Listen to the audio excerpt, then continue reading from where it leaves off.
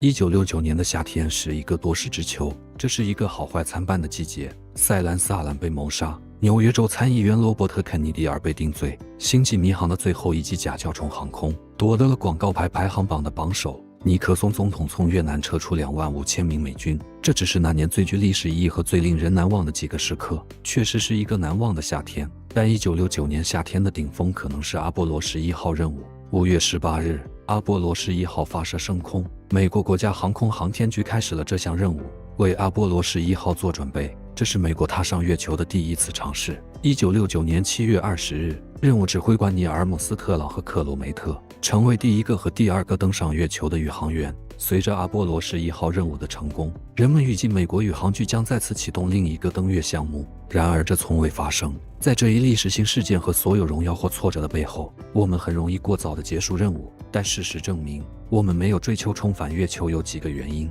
让我们深入了解著名的登月的鲜为人知的细节，并找出他们为什么没有再次发射月球任务的原因，从起飞到后果。以下是阿波罗11号登月的10个秘密，是你至今还无法知道的登月真相。第10个，没有一家保险公司接受宇航员。我们大多数人都有保险，因为我们总得做好最坏的打算。毕竟申请人身保险并不难，但类似阿姆斯特朗这样的宇航员就完全不同。没有哪家保险公司会收你为客户，尤其是如果你要坐着不稳定的宇宙飞船去外太空的话。很多人都称赞他们执行太空任务的勇气，但大多数保险公司都确信，如果他们与任何一名宇航员达成协议，他们将遭受巨大的损失。简而言之，他们认为他们不会从任务中返回。没有人愿意为宇航员提供人寿保险，所以3人决定发挥创意。宇航员们知道有人需要他们的签名，当时还不存在网上拍卖，但他们知道，不管他们是否安全，他们的签名将会值很多钱。在阿波罗11号计划开始的1个月前，3名宇航员被隔离，他们花时间在数百个封面上签名，这是他们自己的人寿保险方式。如果他们在太空中发生了什么事，他们的家人应该会卖掉他们盖过邮戳的签名。幸运的是，阿波罗11号任务取得了成功，3名宇航员安全返回，他们留下的亲笔签名仍然给他们的家人提供了足够的资产。如今一张签名的价格可能高达3万美元。第9个，宇航员接受了严格的训练。所有到达月球所需的技术，并不是阿波罗11号任务中唯一令人敬佩的部分。宇航员踏上月球的任务也经过了极端的准备。阿姆斯特朗、奥尔德隆和柯林斯都进行了国内和国际旅行，为进入太空做好身体准备。他们在亚利桑那州、德克萨斯州和内华达州等地进行训练。宇航员在实践中训练、收集和分析岩石和土壤样本，直到这些样本成为肌肉记忆。他们挖沟渠，将盐芯管插入土壤中，并进行其他培训，以确保他们能够正确地收集样本。但最具挑战性的事情是接受这类训练。他们需要在零重力的情况下操纵自己，他们需要能够做任何事情，从一个地方移动到另一个地方，再插上旗帜。宇航员被横向悬挂，他们的任务是沿着一堵墙行走，以模仿月球较低的引力。第8个，肯尼迪总统从未关心过月球。1961年，当约翰·肯尼迪总统开始这项任务并宣布美国将登上月球时，他发表了一个大胆的声明。毕竟在20世纪60年代初，没有人预料到美国航空航天局能够建造出一艘宏伟的宇宙飞船，能够完成把人送上月球这一不可能完成的任务。但成千上万的工作人员花费了他们的时间和精力来实现它。当肯尼迪宣布他想让美国成为第一个到达月球的国家，他想在20世纪60年代末之前实现这一目标时，当时 NASA 什么都没有，他没有火箭、电脑、宇宙飞船，甚至没有宇航服。但他们最终还是成功了，他们按时完成了任务。但你知道吗？肯尼迪总统从未关心过月球，或者说肯尼迪是想打败并超越苏联，让他们第一个登上月球。在登月50多年后，秘密文件揭示了肯尼迪推动 NASA 做这一不可思议的事情的真正原因。在当时，苏联在太空探索方面处于领先地位，他们被视为先驱者。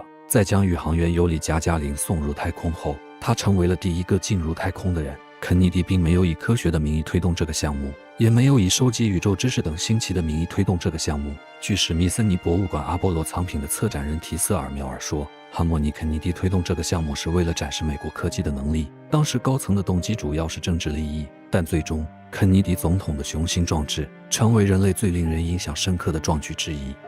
第7个，土星5号火箭差点解体爆炸。土星5号是由美国宇航局制造的退役的美国超重型左运载火箭，它是阿波罗11号起飞时发射升空的火箭，但由于1968年发生的一起事故，美国宇航局官员担心它会炸毁该地区的观众。当时阿波罗6号作为试飞发射，这枚巨大的火箭在1965年几乎解体。2名工程师声称，如果发生爆炸，将产生一个大约180米宽的巨大火球，温度可达2500华氏度。阿波罗11号升空时，很多人聚集在火箭周围，但美国宇航局仍然决定采取一些预防措施。在发射过程中，大多数贵宾都被密封在距离发射台60公里外的地方，以防发生什么事情。幸运的是，土星5号没有辜负众望，周围的观众都没有受伤。直到今天，强大的土星5号仍然是最强大的火箭，完成了它的指定任务，在此之间没有任何死亡。第6个，月球有一种味道。你有没有想过月球闻起来是什么味道？根据阿姆斯特朗和奥尔德隆的说法，它闻起来像潮湿的灰烬和火药味。在到达月球后，两人有很多不确定的事情。在闻到月球尘埃后，他们担心它是易燃的，虽然他们已经做好了准备，以防月球材料与氧气接触后着火。但幸运的是，最终并没有爆炸。但2名宇航员声称，月球尘埃的气味太强烈了，也很刺激，以至于宇航员身上都有这种气味。不幸的是，地球上的科学家从来没有机会闻到月球尘埃的味道，因为气味在到达地球的过程中就已经消散了。第5个，宇航服是由一家内衣公司制造的。阿波罗11号任务中使用的一切都被誉为工程奇迹。很多人一听说阿姆斯特朗和奥尔德林登月时穿的宇航服是由朗切尔公司制造的，就会很惊讶。阿姆斯特朗在执行任务时穿着一件定制的太空服，型号为7L， 序列号为056，当时它的价格约为10万美元，以今天的货币计算，这将超过67万美元。他们没有削减太空服的成本，这是为了保护宇航员不受月球温度的影响。月球温度从阳光下的240华氏度到阴暗处的零下280华氏度不等，这套衣服还可以保护他们免受紫外线的辐射，毕竟这对人类来说是致命的。宇航服的制作是容不得半点差错的，即使是缝线上的一个小差错，也可能会导致宇航员的人身安全。制造一种能够承受极端温度并保护宇航员免受微流星伤害的东西很容易，但最大的挑战是制造一种灵活的东西。宇航服制造商的任务是制造一种耐用的宇航服，但仍能给宇航员带来灵活性和耐用性。